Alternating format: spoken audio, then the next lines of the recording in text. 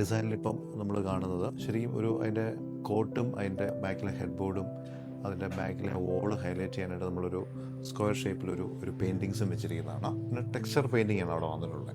പിന്നെ അതിൻ്റെ സൈഡിലായിട്ട് ആ ബെഡ് ടേബിളിന് ഒരു ഹൈലൈഷന് വേണ്ടിയിട്ട് നമ്മൾ ഒരു ഹാങ്ങിങ് ലൈറ്റ് കൊടുത്തിട്ടുണ്ട്.